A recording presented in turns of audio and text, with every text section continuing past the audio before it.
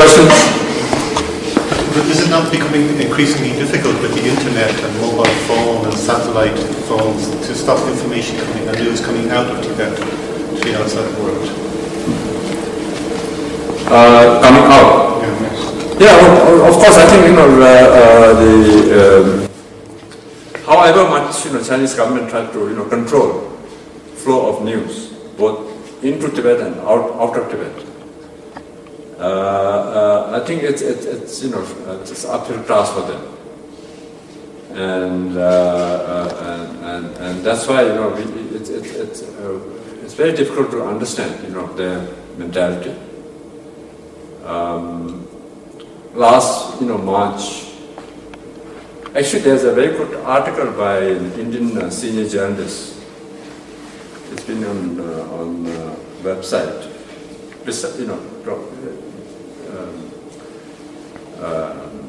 Precisely what you have said, in this day and age of internet and electronic information flow, that it has been the whole issue of Tibet has been completely different, yes. So. This I think this is for us, for Tibetans, this is an important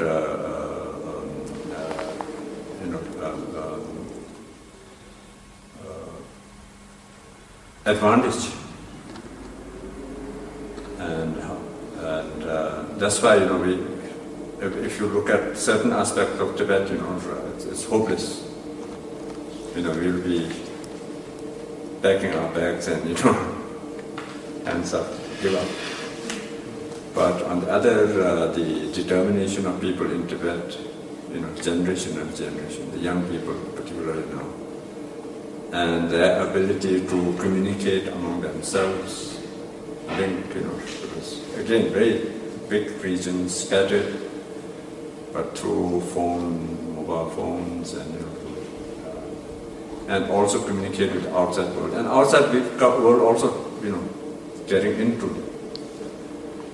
Because we have, for example, 3 Tibetan language radio broadcasts.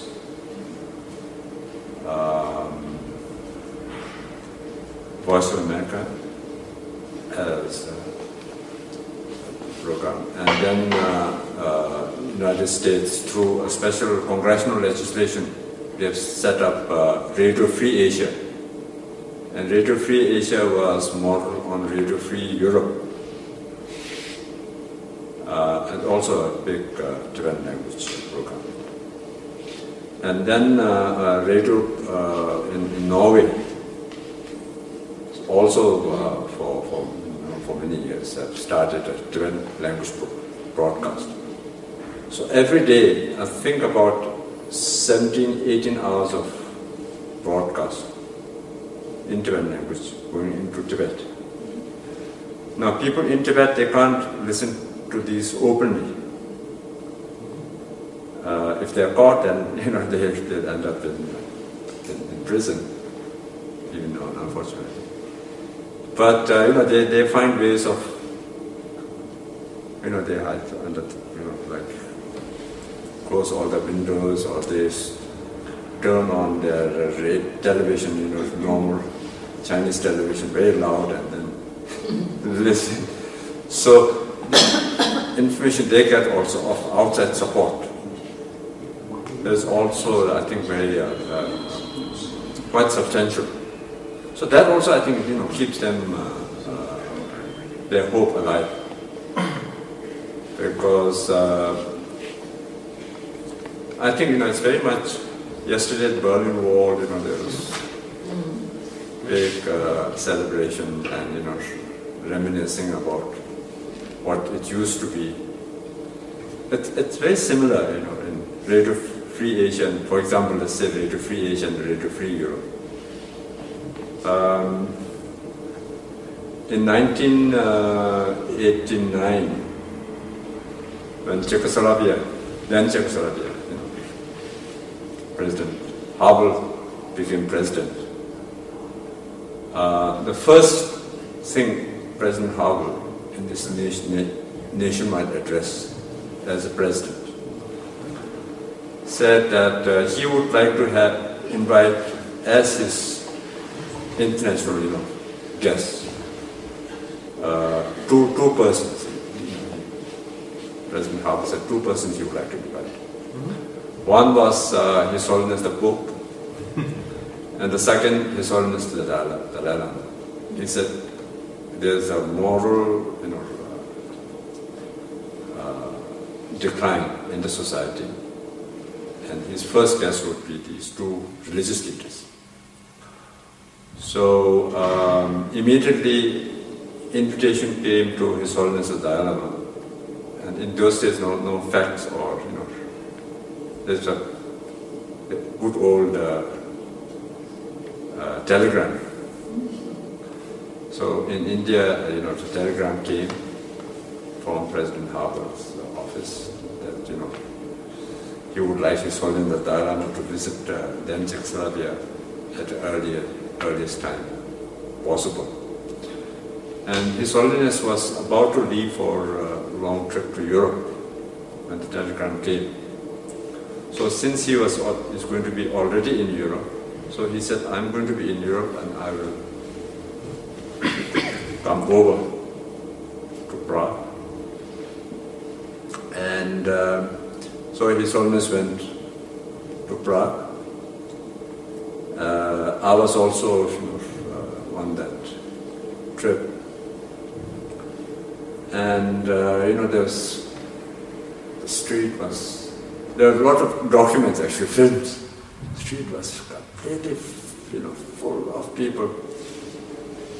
And everywhere, people were in great celebration and jubilation. They met in Prague, and then the weekend, there was a weekend. So they both went to the countryside in Dresden and spent the weekend at the countryside. And they went to a church together on Sunday. And after the church, they went for a long walk, because this weekend house is, I think it was used by the former communists. It's a beautiful, huge building, nice parks and everything. It's like a five-star hotel actually. So anyway, they went for a long walk in the woods, and then they came back, and then they said, now let us issue a joint statement on what we discussed when we were walking in the woods. So then President Havel, I remember very clearly, he asked his officials to bring paper, and then Havel himself wrote, of course in English, and said, now I will try to, put in writing what we've discussed. And he wrote, and then, while discussing with His Holiness again. And then there was a one-page statement, which they released on the same day. And that document, as a very, these days we don't refer to that document, but it sets out the whole vision of the world, future. So anyway, so that was, so during that visit, some of us asked the officials of the new government